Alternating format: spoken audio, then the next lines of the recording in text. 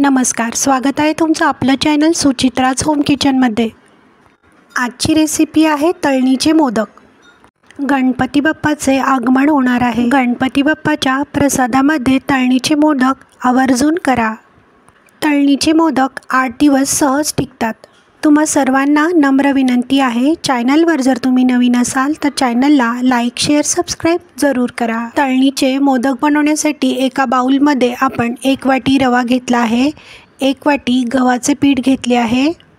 इथे तुम्हाला गव्हाच्या पिठाऐवजी मैदा घ्यायचा असेल तरी तुम्ही घेऊ शकता। चवीनुसार मीठ टाकले आहे। गरम तेलाचे मोहन टाकायचे आहे, त्यामुळे मोदक छान खुसखुशीत आणि कडक बनतात। सर्व साहित्य हाताच्या साहाय्याने छानसे मळून घ्यायचे आहे। इथे तुम्ही पाहू शकता मोहन छान मिक्स करून घेतले आहे। गरजेनुसार पाणी टाकून पीठ छान मळून घ्यायचे आहे।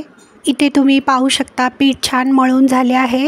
झाकण लावून पीठ छान भिजत ठेवण्यासाठी ठेवायचे आहे। आता आपण मोदकाचे सारण करण्यासाठी घ्यायचे आहे। गॅसची फ्लेम ऑन करून कढई ठेवली आहे। कढईमध्ये 1 चमचा तूप टाकले आहे। तूप छान गरम झाल्यावर किसून घेतलेले सुके खोबरे टाकले आहे। अर्धी वाटी गूळ टाकला आहे। 1 चमचा विलायची पावडर टाकायची आहे। 1 चमचा खसखस टाकायची आहे। सर्व साहित्य छानसे मिक्स करून घ्यायचे आहे। आवडीप्रमाणे सुके मेवे टाकायचे आहेत।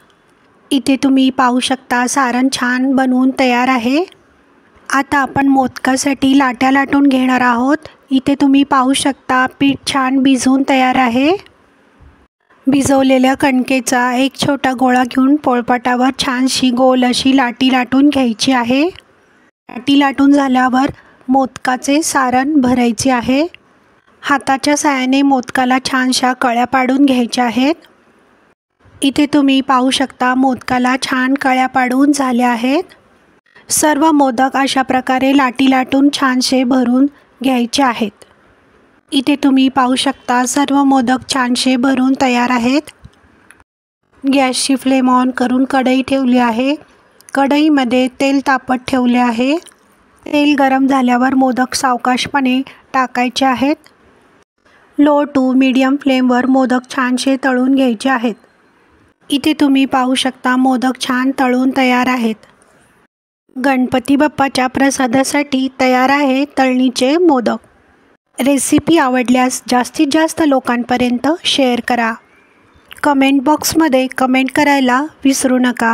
व्हिडिओ पाहिल्याबद्दल मनापासून धन्यवाद। पुन्हा भेटूया अशा छान छान रेसिपीसोबत सुचित्राज होम किचनमध्ये। तोपर्यंत बाय बाय।